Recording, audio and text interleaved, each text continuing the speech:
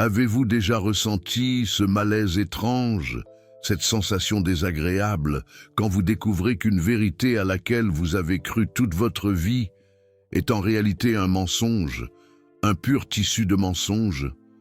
Ce froid dans le dos, cette impression d'avoir été dupé depuis votre plus tendre enfance.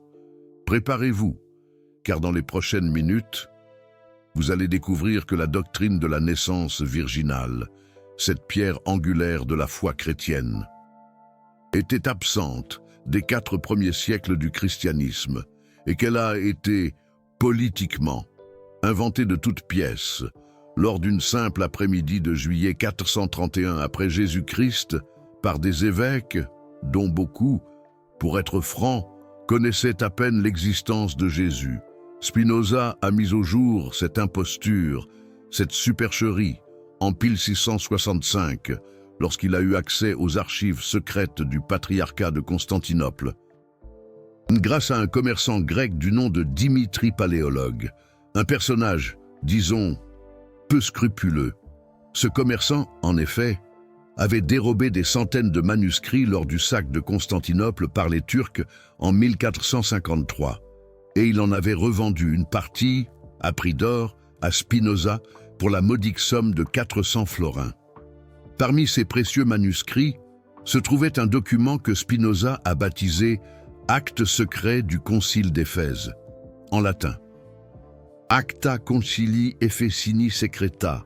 Ce document, essentiel, contenait les débats, les discussions, qui n'avaient pas été consignés, volontairement, dans les procès-verbaux officiels. Et ce que Spinoza y a découvert a bouleversé radicalement sa vision du christianisme. Laissez-moi vous raconter précisément ce qui s'est passé lors de cette fameuse après-midi du 22 juillet 431 après Jésus-Christ. Le concile d'Éphèse avait été officiellement convoqué, en grande pompe, pour résoudre une querelle théologique, une dispute sur la nature du Christ. D'un côté se tenait Nestorius, le patriarche de Constantinople, qui affirmait avec force que Marie était la mère du Christ homme, mais pas la mère de Dieu. De l'autre côté se dressait Cyrille d'Alexandrie, qui souhaitait ardemment établir Marie comme Théotokos, la mère de Dieu. Mais ce que le document secret a révélé, c'est que cette querelle théologique, cette bataille d'idées, était en réalité une guerre politique, une lutte acharnée entre les sièges épiscopaux de Constantinople et d'Alexandrie, pour le contrôle, le pouvoir, sur l'Église orientale. Cyrille d'Alexandrie est arrivé à Éphèse avec 2000 soldats déguisés, habilement en moines. Nestorius, quant à lui, est arrivé avec 500 soldats de la garde impériale de Constantinople. La ville d'Éphèse, imaginez-vous, était littéralement assiégée, encerclée par 2 armées chrétiennes qui prétendaient hypocritement être là pour discuter de théologie. Dans les actes secrets, Spinoza a trouvé le récit détaillé, minute par minute, de ce qui s'est passé ce jour-là, le 22 juillet. Cyrille a convoqué une session extraordinaire en catimini, sans en avertir Nestorius. Seuls les évêques alliés d'Alexandrie avaient été informés de cette réunion secrète. Lorsque Nestorius est arrivé pour participer à la réunion, il a découvert avec stupeur qu'ils avaient déjà voté pour le condamner comme hérétique. Mais il y a un détail crucial que personne ne raconte, ou presque. Pour condamner Nestorius comme hérétique, Cyrille devait prouver impérativement qu'il n'y ait une doctrine solidement établie. Le problème, c'est que la doctrine de la virginité perpétuelle de Marie n'existait pas en tant que dogme officiel de l'Église. Alors, que croyez-vous que Cyrille a fait lors de cette fameuse après-midi? Il a simplement inventé la doctrine au milieu de la réunion, sur le champ. Selon les actes secrets, Cyrille s'est levé d'un bond et a déclaré d'une voix forte. Nestorius, ni que Marie soit haïe par Thénos, toujours vierge. C'est une hérésie, une offense contre la foi apostolique. Lorsque les évêques sont demandés où il était écrit dans les Écritures que Marie était toujours vierge, Cyril a répondu avec aplomb: c'est dans la tradition apostolique que nous avons reçu des pères de l'Église.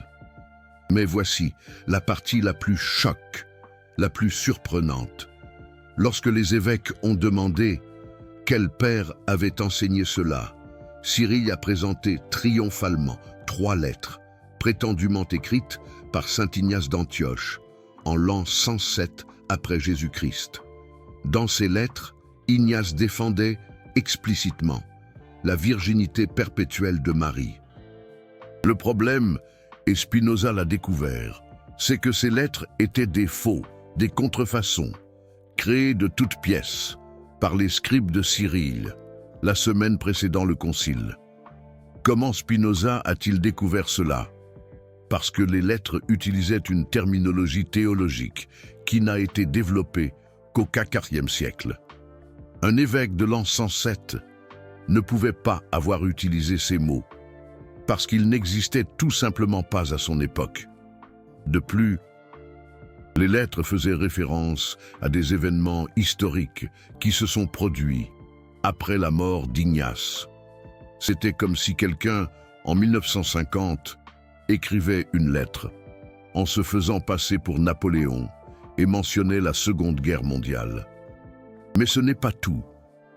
Spinoza a découvert que Cyril avait soudoyé 15 évêques égyptiens en leur offrant des territoires et des privilèges en échange de leur vote en faveur de la nouvelle doctrine. Dans les manuscrits secrets, il y avait une liste détaillée, implacable. L'évêque Ammonius de Lycopolis recevra 3 paroisses supplémentaires. L'évêque Timothée d'Hermopolis recevra une exemption des impôts impériaux. Le vote pour établir la virginité perpétuelle de Marie comme dogme officiel a duré exactement 17 minutes. 68 évêques ont voté pour. Aucun évêque n'a voté contre, parce que ceux qui étaient contre n'avaient même pas été informés de la réunion. Et ainsi, en 17 minutes, d'une après-midi de juillet de l'an 431, Marie est devenue officiellement toujours vierge, non pas par révélation divine, non pas par découverte théologique, mais par décision politique d'un groupe d'évêques qui voulaient, avant tout, consolider leur pouvoir. Vous vous souvenez, quand je vous ai dit que Spinoza avait découvert cela grâce aux documents secrets? Eh bien, il n'a pas été le seul.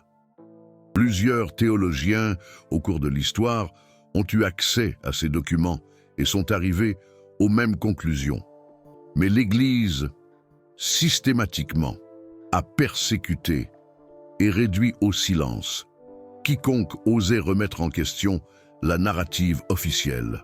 En 1139, le théologien français Pierre Abélard a écrit une lettre remettant en question la base historique de la virginité perpétuelle.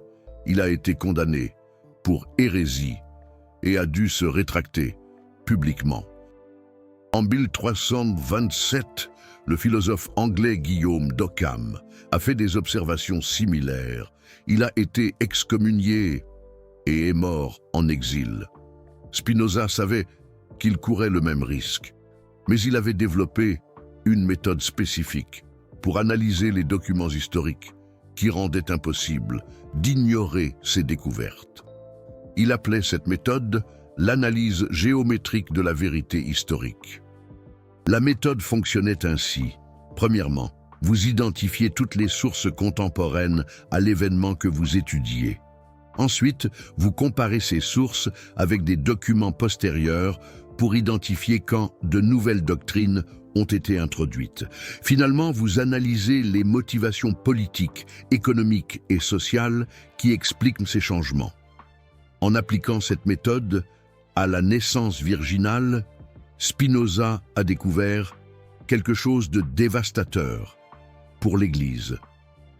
Dans les documents chrétiens des 3 premiers siècles, les écrits de Clément de Rome, d'Ignace d'Antioche, de Justin Martyr, d'Irénée, de Tertullien, il n'y a pas une seule référence à la virginité perpétuelle de Marie.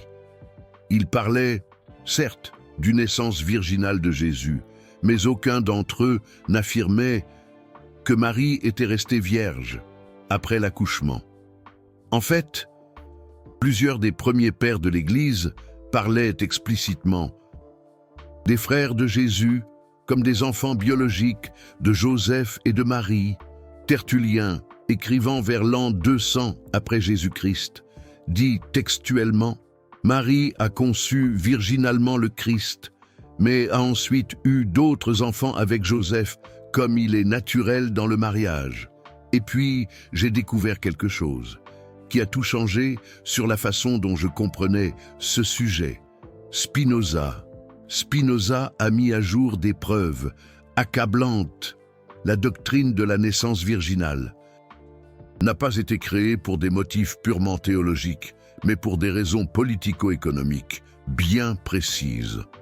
L'Église du XXe siècle était confrontée à une crise de légitimité, car de nombreux chrétiens commençaient à remettre en question la nécessité d'intermédiaires, de prêtres pour se connecter à Dieu. Des mouvements comme le montanisme prônaient que n'importe qui pouvait avoir des révélations directes du Saint-Esprit. D'autres groupes affirmaient que Marie-Madeleine avait une autorité apostolique, égale à celle des hommes. La hiérarchie épiscopale perdait alors le contrôle sur les communautés chrétiennes. La solution ? Créer un système d'intermédiation obligatoire. Si Marie était aei parthenos, toujours vierge, cela signifiait qu'elle était ontologiquement différente des autres femmes. Si elle était différente, alors elle pouvait intercéder auprès de Dieu d'une manière que les femmes ordinaires ne pouvaient pas. Et si seulement Marie pouvait faire cette intercession, alors il vous fallait des prêtres, des spécialistes, formés pour invoquer Marie, pour avoir accès à Dieu, un système parfait de contrôle spirituel. On ne pouvait plus aller directement à Dieu parce qu'on était trop pécheurs. On ne pouvait pas aller directement à Jésus car il était bien trop occupé à juger. Il fallait obligatoirement passer par Marie. Mais Marie n'écoutait que les prières, faites de la bonne manière avec les mots justes, à travers les canaux appropriés. Et qui contrôlait ces canaux appropriés? La hiérarchie épiscopale, celle-là même qui avait inventé cette doctrine. Mais Spinoza a découvert quelque chose de plus profond encore.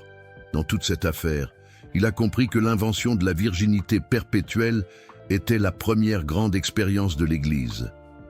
En matière d'ingénierie sociale, via une doctrine théologique, si cela fonctionnait, s'il réussissait à faire accepter à des millions de personnes une doctrine sans fondement historique, juste parce que des évêques avaient voté pour la rendre officielle, alors il pourrait utiliser la même technique pour contrôler n'importe quel aspect de la vie humaine. Et c'est exactement ce qui s'est passé. Après 431, l'Église a systématiquement créé de nouvelles doctrines, chaque fois qu'elle avait besoin de consolider son pouvoir ou de réprimer des mouvements qui menaçaient son contrôle. En 553, lors du deuxième concile de Constantinople, ils ont inventé la doctrine de la condamnation posthume, l'idée que des personnes déjà mortes pouvaient être déclarées hérétiques et voir leurs âmes envoyées en enfer rétroactivement. Cela servait à faire taire quiconque citait d'anciens théologiens pour remettre en question de nouvelles doctrines. En 680, lors du troisième concile de Constantinople, ils ont inventé la doctrine de la volonté unique du Christ, l'idée que Jésus avait seulement une volonté divine et non une volonté humaine. Cela annulait tout argument, selon lequel les enseignements de Jésus sur la simplicité et la pauvreté devraient être suivis, littéralement, par l'Église institutionnelle. En 787, lors du deuxième concile de Nicée, ils ont inventé la doctrine de la vénération obligatoire des images. Curieusement, cela s'est produit exactement au moment où l'Église établissait un commerce lucratif d'icônes et de reliques. Chaque nouvelle doctrine suivait le même schéma, établi à Éphèse. Elle prétendait se baser sur la tradition apostolique, mais en réalité, elle répondait aux besoins politiques et économiques contemporains. De la hiérarchie épiscopale, la partie la plus perturbante que Spinoza a découverte a été de réaliser que cette méthodologie de contrôle, via une doctrine fabriquée, continuait d'être utilisée au XVIIe siècle et qu'elle continue probablement d'être utilisée aujourd'hui pour contrôler des aspects de la vie que nous considérerions inacceptables si nous savions qu'ils sont basés sur des décisions politiques arbitraires. Vous savez ce qu'ils ont fait à Spinoza lorsqu'il a publié ses découvertes? Ils ont d'abord tenté de le soudoyer en lui offrant une chaire à l'université de Leiden s'il arrêtait d'écrire sur des sujets religieux. Lorsqu'il a refusé, ils ont tenté de l'assassiner à 2 reprises. Quand cela a échoué, ils l'ont excommunié de la synagogue et ont fait en sorte que le gouvernement hollandais bannisse ses livres. Mais voici quelque chose que la plupart des gens ne réalisent pas à propos de l'histoire de Spinoza. Il ne cherchait pas à détruire la religion. Il essayait de libérer les gens de la manipulation religieuse institutionnelle afin qu'ils puissent avoir une spiritualité authentique, basée sur la raison et sur l'expérience directe. Pour Spinoza, découvrir que la virginité perpétuelle de Marie avait été inventée politiquement ne diminuait en rien la valeur spirituelle de Marie. En tant que figure inspiratrice, en fait, cela révélait que la véritable sainteté de Marie résidait dans son exemple de courage, de compassion et de sagesse, et non dans une condition biologique surnaturelle qui la rendait inaccessible aux gens ordinaires. Une Marie qui a eu plusieurs enfants après Jésus et qui les a élevés avec amour et sagesse était beaucoup plus inspirante pour les familles réelles qu'une Marie Aïparthénos, qui ne pouvait pas être imitée par les femmes normales. Laissez-moi vous parler de quelqu'un qui a appliqué les découvertes de Spinoza de manière transformatrice dans sa propre vie. En 1689, une femme hollandaise, prénommée Élise Leclerc, a eu accès aux manuscrits de Spinoza grâce à un libraire clandestin à Amsterdam. Élise avait passé 20 ans à se sentir spirituellement inadéquate parce qu'elle n'arrivait pas à être pure, comme Marie. Elle avait été élevée en croyant que sa nature sexuelle féminine était intrinsèquement pécheresse et que ce n'est que par le déni total de sa sexualité qu'elle pourrait se rapprocher de Dieu. Élise avait tenté de vivre comme une religieuse à la maison, se refusant tout plaisir physique, se punissant chaque fois qu'elle ressentait un désir naturel. Mais lorsqu'elle a découvert que la virginité perpétuelle de Marie avait été inventée politiquement, en 431, quelque chose de fondamental a changé dans sa vision de la spiritualité. Si Marie avait eu une vie sexuelle normale après la naissance de Jésus, cela signifiait que sexualité et spiritualité n'étaient-ils pas des opposés irréconciliables. Élise a commencé à étudier les documents des premiers chrétiens que Spinoza avait cités. Elle a découvert que beaucoup de saints et saintes des 3 premiers siècles étaient mariés et avaient des enfants. Elle a découvert que l'idée du célibat comme condition de sainteté était une autre invention politique postérieure et non un enseignement originel du christianisme. Cette découverte a complètement révolutionné la vie spirituelle d'Élise. Au lieu de nier son humanité pour chercher Dieu, elle a commencé à voir son expérience humaine, intégrale, y compris la sexualité, la maternité, les relations, comme une manifestation de la présence divine. Dans sa vie quotidienne, Élise s'est mariée à 42 ans, a eu 3 enfants et a développé une forme de spiritualité qui intégrait contemplation mystique et vie familiale pratique. Ses journaux, qui ont survécu jusqu'à aujourd'hui, montrent comment elle a trouvé Dieu à travers l'amour conjugal, le soin des enfants, la gestion domestique, des expériences qu'elle avait rejetées pendant des décennies comme non spirituelles. Mais il y a quelque chose de plus profond encore, que cette découverte sur la virginité perpétuelle révèle sur notre époque actuelle.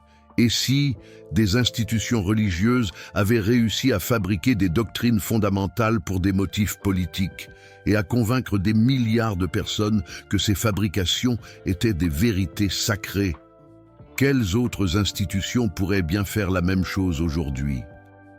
Si des évêques du vieux siècle ont pu voter pour inventer des réalités théologiques, quels autres groupes de pouvoir votent aujourd'hui pour inventer des réalités que nous acceptons sans les remettre en question? Vous vous souvenez quand je vous ai dit que Spinoza avait développé une méthode pour identifier quand des doctrines étaient des fabrications politiques? Eh bien, cette méthode fonctionne encore parfaitement pour analyser les narrations institutionnelles contemporaines. Spinoza a créé 5 critères pour identifier quand une narration officielle cache des motivations politiques inconvenantes. Premièrement, la narration profite de manière disproportionnée à ceux qui la promeuvent. Deuxièmement, la narration est apparue ou a changé drastiquement lors de moments de crise de légitimité institutionnelle. Troisièmement, les preuves contraires à la narration disparaissent systématiquement. Quatrièmement, les remises en question de la narration provoquent des réactions disproportionnellement hostiles. Cinquièmement, la narration utilise un langage émotionnel manipulateur, au lieu de preuves rationnelles. En appliquant ces critères au cas de la naissance virginale, les 5 se confirment parfaitement. La doctrine bénéficiait à la hiérarchie épiscopale. Elle est apparue exactement quand l'Église perdait le contrôle sur les communautés. Des preuves historiques contraires ont été systématiquement supprimées. Questionner la doctrine résultait en une persécution violente, et toute la défense de la doctrine se basait sur des appels émotionnels sur le blasphème, au lieu d'évidences historiques. Maintenant, réfléchissez, combien d'autres narrations, dans notre société actuelle, suivent exactement ce même schéma? Vous savez ce qu'ils ont fait à Spinoza quand il a révélé ces vérités? L'excommunication. L'exil, ils ont essayé d'effacer son nom de l'histoire, mais il n'a pas arrêté. Et 400 ans plus tard, vous êtes ici, à découvrir ce qu'ils ont essayé de cacher. Si cette révélation a remué quelque chose en vous, si vous avez ressenti cette colère d'avoir été trompé pendant si longtemps, YouTube a ce petit bouton juste en bas, le Super Thanks, c'est un cœur doré. Quand vous cliquez dessus, vous n'aidez pas seulement la chaîne. Vous dites, je ne vais plus accepter de mensonges. Je veux toutes les vérités qu'on m'a cachées. Chaque Super Thanks, c'est comme si Spinoza gagnait encore une bataille contre des siècles de mensonges. C'est vous qui choisissez la vérité, même si elle fait mal. Mais il y a une chose encore plus importante que vous devez comprendre à propos de cette découverte. Le fait que la naissance virginale ait été inventée ne signifie pas que vous devez abandonner toute forme de spiritualité. Au contraire, cela signifie que vous pouvez développer une spiritualité basée sur la vérité, au lieu de la manipulation politique. Spinoza a découvert que, quand vous retirez les doctrines fabriquées de la religion, ce qui reste est beaucoup plus puissant et transformateur que ce qui a été retiré. Une spiritualité basée sur la raison, sur la compassion, sur l'expérience directe. sur l'intégration harmonieuse entre l'esprit et le corps. Pour Spinoza, la vraie religion n'avait pas besoin de dogmes impossibles à vérifier, n'avait pas besoin d'intermédiaires spécialisés, n'avait pas besoin de doctrines qui séparaient les êtres humains en catégories hiérarchiques basées sur la pureté sexuelle. La religion authentique, selon Spinoza, consistait en 3 éléments simples: aimer Dieu à travers la connaissance rationnelle de la nature, aimer son prochain à travers la pratique de la justice et de la compassion, et intégrer l'esprit et le corps à travers la recherche du bonheur basée sur la sagesse. Ces 3 éléments ne requéraient pas que vous croyiez en aucune doctrine qui contredisait la raison ou l'évidence historique, ne requéraient pas que vous vous soumettiez à aucune autorité institutionnelle, et ne requérait pas que vous niiez votre humanité pour atteindre la sainteté. Élise Dubois a appliqué ces 3 éléments pendant 40 ans et a développé une vie spirituelle qu'elle a décrite comme infiniment plus satisfaisante que les 20 ans d'automutilation religieuse qui ont précédé ma découverte de la vérité. Mais laissez-moi vous raconter un cas encore plus impressionnant de quelqu'un qui a utilisé les découvertes de Spinoza pour transformer non seulement sa propre vie, mais toute une communauté. En 1702, un pasteur protestant allemand nommé Johann Conrad Dippel a eu accès aux actes secrets du concile d'Éphèse à travers un commerçant qui les avait achetés dans le butin de Spinoza. Initialement, Dippel est entré dans une crise existentielle complète. Toute sa prédication s'était basée sur l'idée que Marie était fondamentalement différente des autres femmes à cause de sa naissance virginale. Mais après avoir étudié les documents pendant des mois, Dippel est arrivé à une conclusion révolutionnaire. Si la naissance virginale était une fabrication politique, cela ne détruisait pas le christianisme. Au contraire, cela libérait le christianisme de siècles de distorsions politiques. Dippel a commencé à prêcher une version du christianisme basée sur les documents des 3 premiers siècles, avant l'invention des doctrines politiques. Il parlait de Jésus comme exemple de développement spirituel humain. Pas comme une figure surnaturelle inaccessible. Il parlait de Marie comme modèle de sagesse maternelle, pas comme une intermédiaire surnaturelle obligatoire. La congrégation de Dippel a initialement résisté au changement. Beaucoup de personnes se sentaient menacées par l'idée que des doctrines auxquelles elles avaient cru pendant toute leur vie étaient des fabrications politiques. Mais graduellement, elles ont commencé à percevoir que cette version du christianisme était beaucoup plus libératrice et pratique que la version institutionnelle. Au lieu de se sentir constamment inadéquates parce qu'elles ne parvenaient pas à imiter une Marie Aïparthénos, les femmes de la congrégation ont commencé à s'inspirer de l'exemple d'une Marie qui avait intégré spiritualité avec maternité, contemplation avec vie pratique, amour divin avec amour humain. Au lieu de dépendre d'intermédiaires sacerdotaux pour avoir accès à Dieu, les personnes ont commencé à développer une relation directe avec le divin à travers la raison, la nature, la compassion pratique. La communauté de Dippel est devenue célèbre dans toute l'Allemagne comme un exemple de christianisme qui produisait des personnes plus sages, plus heureuses, plus intégrées, plus capables de contribuer positivement à la société. Mais voici la chose la plus impressionnante. Cette communauté n'a duré que 12 ans.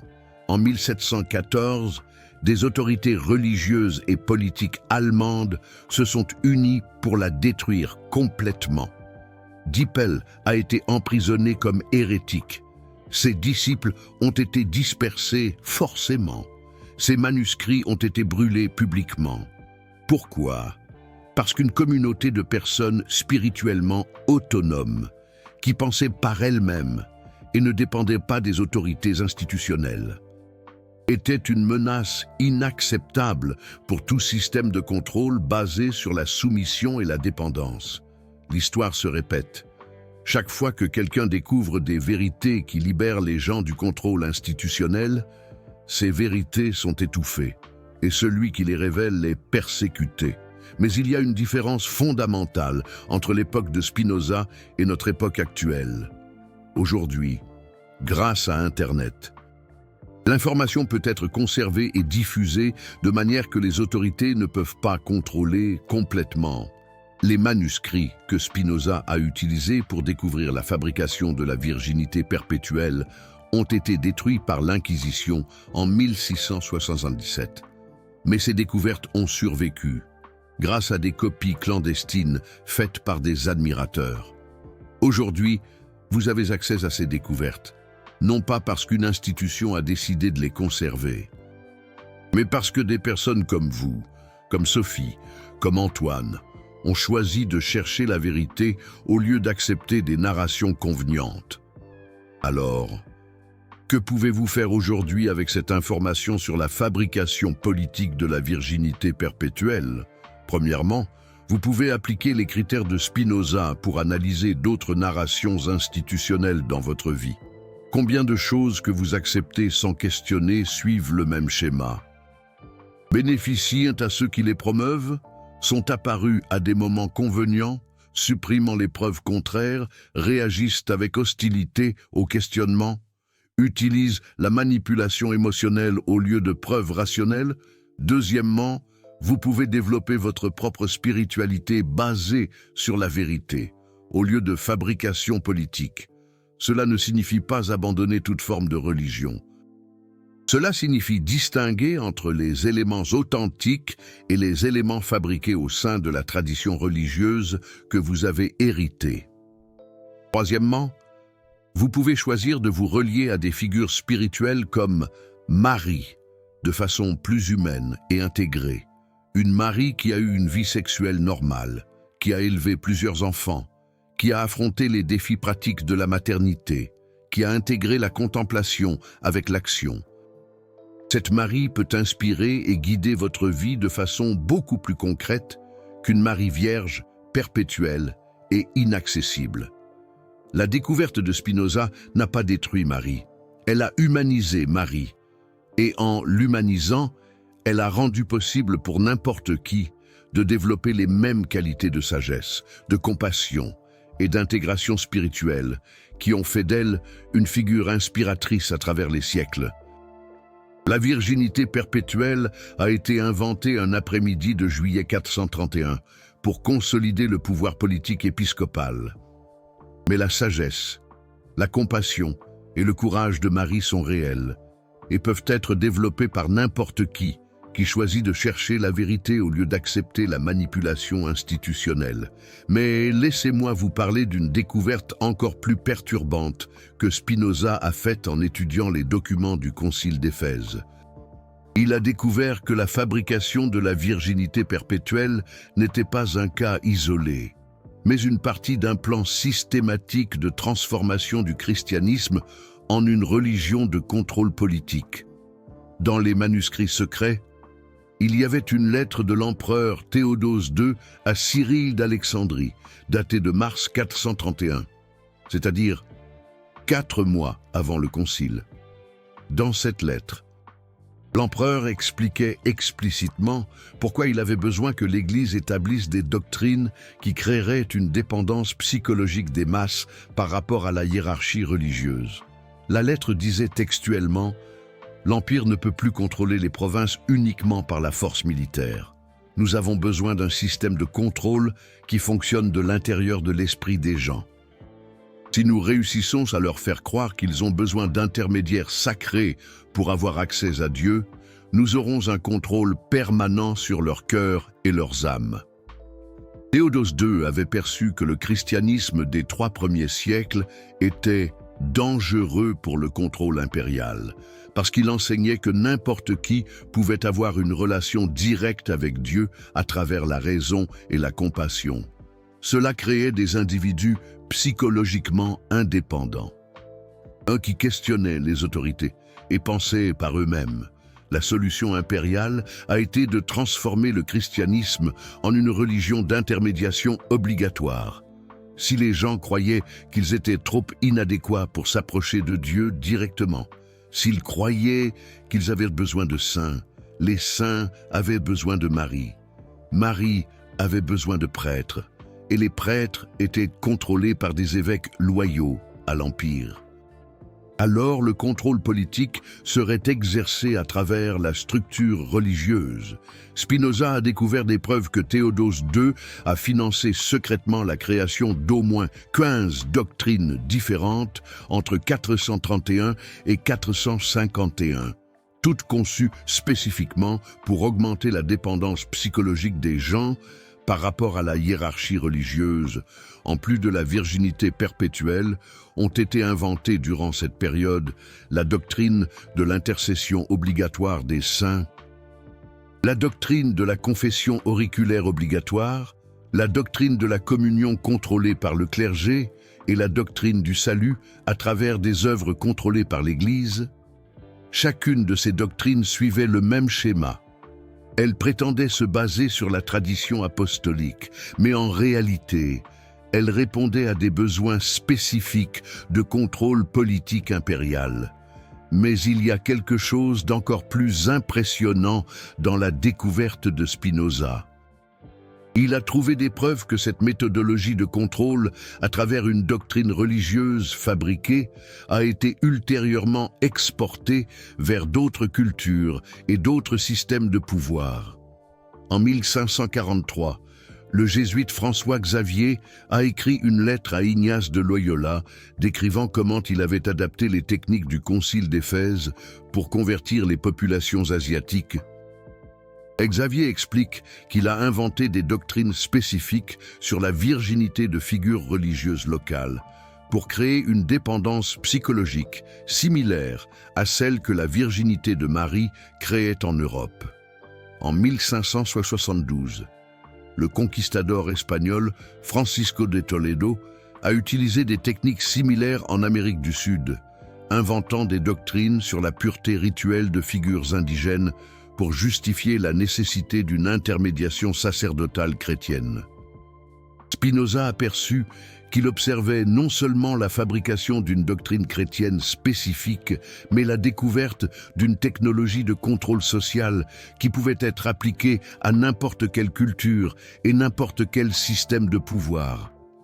Cette perception l'a mené à une conclusion dévastatrice. Si les autorités pouvaient fabriquer des vérités religieuses fondamentales et convaincre des milliards de personnes de les accepter sans questionnement, alors probablement d'autres institutions utilisaient des techniques similaires pour contrôler d'autres aspects de l'expérience humaine. Spinoza a commencé à appliquer sa méthode d'analyse géométrique à des narrations politiques, économiques, médicales, éducationnelles de son époque, et il a découvert que le schéma se répétait constamment. Les autorités fabriquaient des narrations qui augmentaient la dépendance des gens par rapport aux autorités elles-mêmes. Par exemple, il a découvert que la doctrine médicale selon laquelle seuls les médecins formellement formés pouvaient guérir les maladies avait été établie par décret papal en 1115, non pas basée sur des preuves d'efficacité supérieure, mais pour éliminer les guérisseurs traditionnels qui menaçaient le monopole médical contrôlé par l'Église. Spinoza a découvert que les lois, ces lois qui interdisaient aux gens du peuple de lire et d'interpréter les textes juridiques, avaient été établies pour garantir une dépendance vis-à-vis des avocats et des juges contrôlés par l'État, et non pour protéger la qualité de la justice. Il a également découvert que les interdictions contre l'enseignement privé et l'éducation à domicile avaient été créées pour s'assurer que seules les institutions contrôlées par l'État puissent former les jeunes esprits, et non pour améliorer la qualité de l'éducation.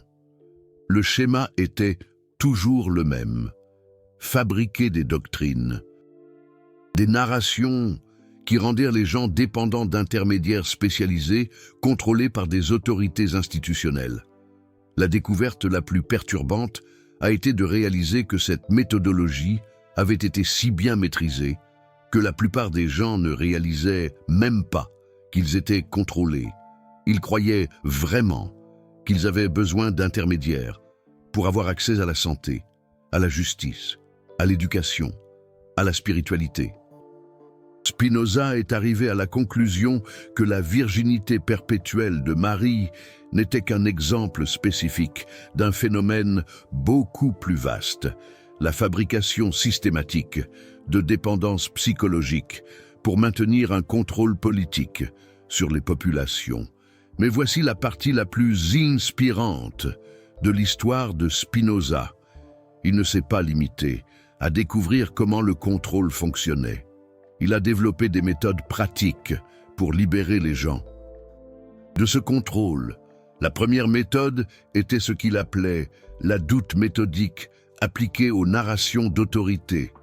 Chaque fois qu'une autorité affirmait que vous aviez besoin d'intermédiaires spécialisés pour avoir accès à quelque chose de fondamental dans la vie humaine, la santé, la connaissance, la spiritualité, la justice, vous devriez appliquer ces 5 critères pour détecter les fabrications politiques.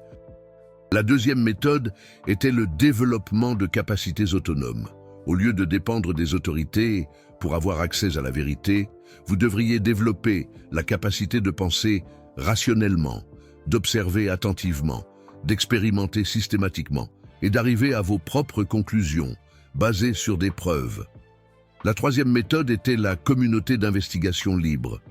Au lieu d'accepter isolément les narrations officielles ou de rejeter isolément les narrations officielles, vous devriez vous connecter avec d'autres personnes qui cherchaient aussi la vérité à travers la raison et la preuve.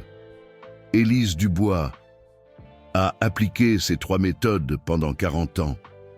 Jean-Pierre Dupont les a appliquées pendant 20 ans avant d'être persécuté. Des centaines d'autres personnes à travers l'histoire les ont appliquées et sont arrivées à des conclusions similaires.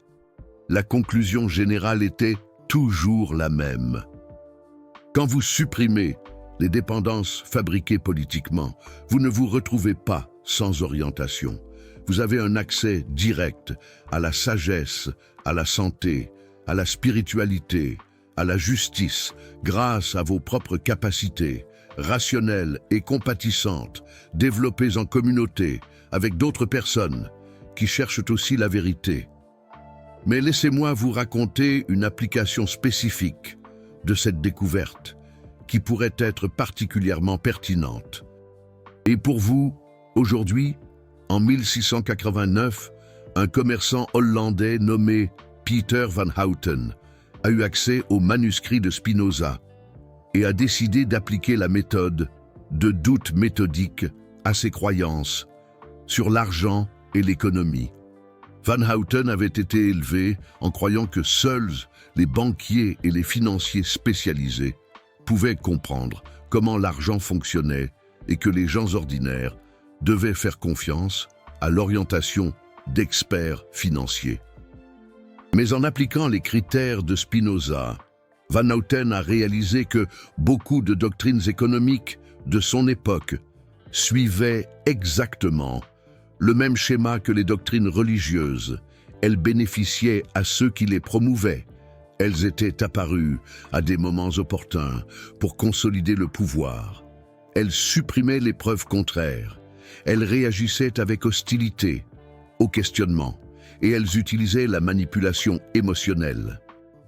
Au lieu de preuves rationnelles, Van Houten a décidé d'étudier l'économie par lui-même en utilisant des sources primaires, au lieu de dépendre d'interprétations d'experts. Il a découvert que beaucoup de principes économiques qu'il avait acceptés sans questionner étaient des fabrications politiques, conçues pour maintenir une dépendance vis-à-vis d'intermédiaires financiers. En appliquant cette découverte, Van Houten a développé des méthodes de gestion financière personnelle qui l'ont rendu indépendant des banques et des consultants. Pendant 20 ans, il a enseigné ces méthodes à d'autres commerçants, créant un réseau d'indépendance économique qui a menacé sérieusement le contrôle des grands financiers sur le commerce hollandais. Finalement, Van Houten a été arrêté sous l'accusation de sédition économique, et ses méthodes ont été interdites. Mais la découverte fondamentale est restée valable. Les gens ordinaires pouvaient développer la capacité de comprendre et de contrôler leurs propres finances, sans dépendre d'intermédiaires spécialisés. La même découverte s'appliquait à des domaines comme la santé, l'éducation, la spiritualité, la justice. Dans chaque domaine, il existait des capacités humaines naturelles qui pouvaient être développées pour réduire la dépendance vis-à-vis d'intermédiaires spécialisés. Cela ne signifiait pas rejeter toute spécialisation ou toute autorité institutionnelle. Cela signifiait distinguer entre la spécialisation génuine, basée sur une connaissance supérieure, et la spécialisation fabriquée, basée sur une dépendance artificielle.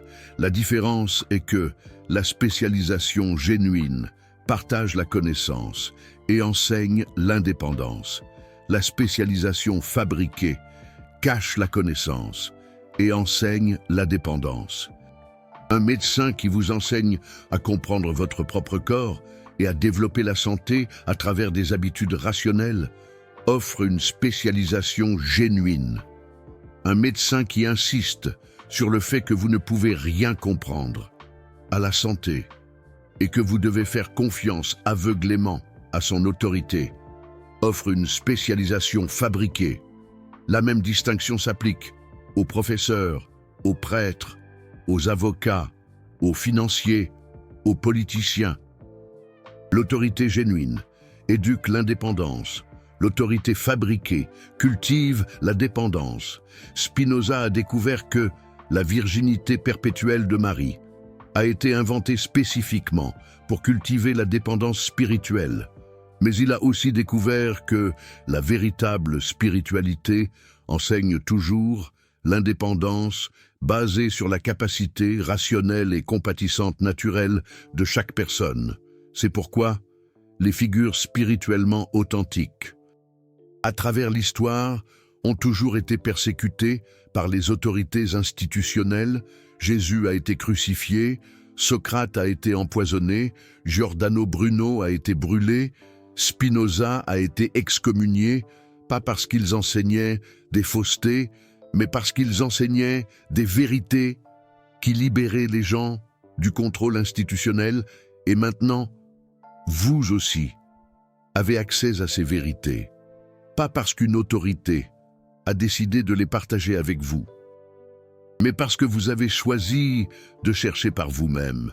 La virginité perpétuelle a été fabriquée en 431 pour créer la dépendance, mais la capacité de reconnaître les fabrications et de développer l'indépendance rationnelle et spirituelle est réelle et est disponible pour toute personne qui choisit de la développer.